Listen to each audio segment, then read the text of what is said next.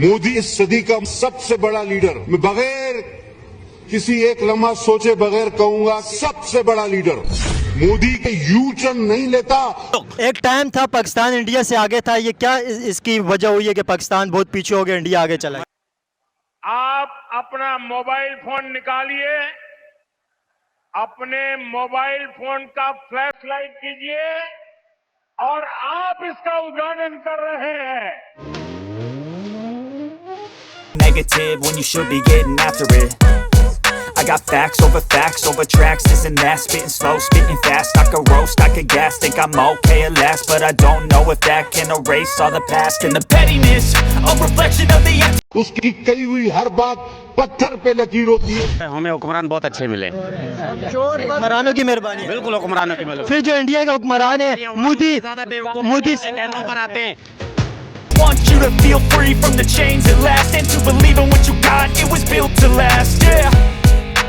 Now that I've been put through hell, I never got anyone's help, I had to do it all myself. दोस्तों, जेवर airport शुरू हो चुका है। इसके पहले फेज़ का काम पूरा हो गया और वो ओपन हो गया है।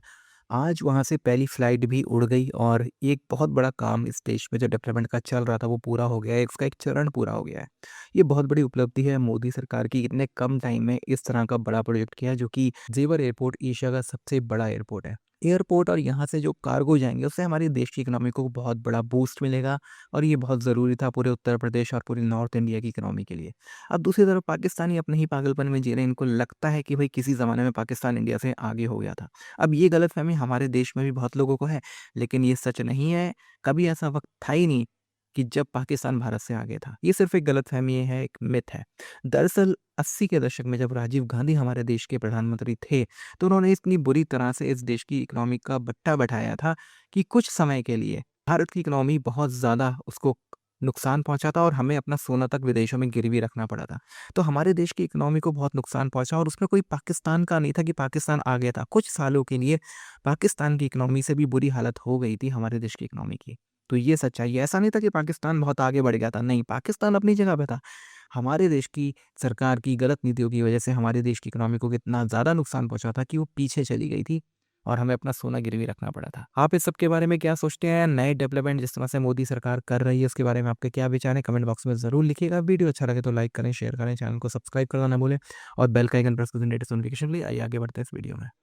इस एयरपोर्ट का उद्घाटन यहां जो भी उपस्थित है आप सब करें।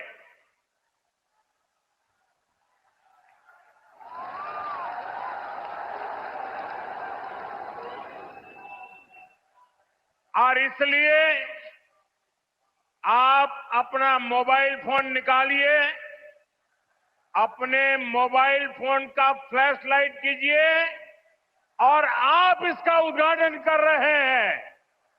आप दिया जला करके यहां उपस्थित हर व्यक्ति आज इस एयरपोर्ट का उद्घाटन कर रहा है।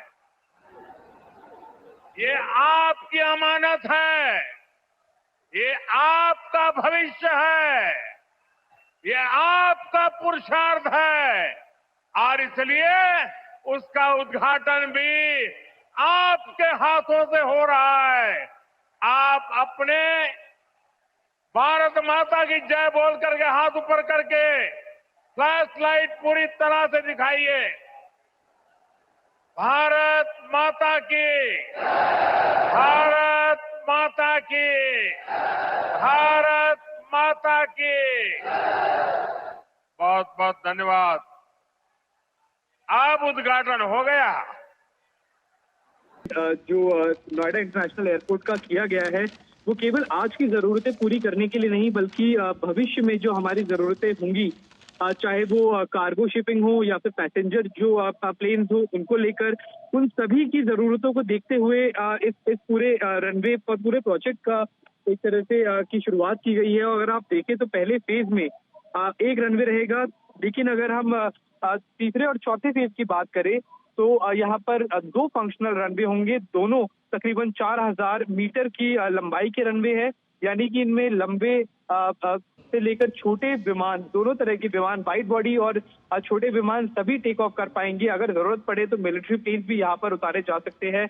और अगर टर्मिनल कैपेसिटी की बात की जाए तो तकरीबन एक तरह से 1,38,000 स्क्वायर मीटर की यहाँ पर पैसेंजर बिल्डिंग रहेगी, पैसेंजर टर्मिनल बिल्डिंग रहेगी, लेकिन वो बढ़ एक टाइम था पाकिस्तान इंडिया से आगे था, ये क्या इसकी वजह हुई है कि पाकिस्तान बहुत पीछे हो गया, इंडिया आगे चला गया? हमें हुक्मरान बहुत अच्छे मिले, हुक्मरानों की मेहरबानी। बिल्कुल हुक्मरानों की मेहरबानी। फिर जो इंडिया के हुक्मरान है मोदी कहनों पर आते हैं, इनकी आवाजों पे आते हैं कि हम 200 यूनिट फ्री करेंगे, हमें इंडिया, हम 300 यूनिट फ्री करेंगे, हमें वोट दो। देखो ये सबक मिल रहा है हमको। इंडिया के ये लोग कहाँ बैठे हुए? अंकल जी बात सुनो, इंडिया के जो हुक्मरान है, मोदी जी की बात करें, केजरीवाल की जो दिल्ली के अंदर जिनकी गवर्नमेंट है, वो तो फिर यहाँ से अच्छे साबित हुए। हिंदू हैं, ईमानदार हैं, वो हिंदू हैं, अपने मजहब के साथ, अपने कौम के साथ वो मुखलस हैं। हम मुसलमान हैं।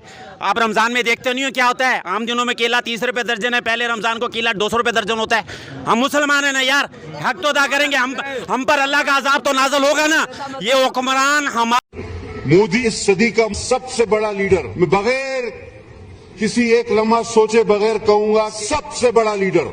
मोदी के यू टर्न नहीं लेता, उसकी कही हुई हर बात पत्थर पे लकीर होती है। उसने अपने आप को कभी लीडर नहीं कहा, लीडर को कहने, जताने, बोलने की जरूरत नहीं होती। उसका किरदार उसको लीडर बनाता है। और कश्मीर वाली तो आप पर ही बनती है और किसी का नाम ही नहीं होगा। कश्मीर वाली तो सिर्फ हम पर बनती है, शायद और उसमें किसी का नाम नहीं होगा। तने तना हमारा नाम होगा कि हमने कश्मीर को गंवाया, वो हम देखते रहे और हमने कहा हम साथ खड़े हैं। ये सर साथ खड़े रहने का मकसद क्या है?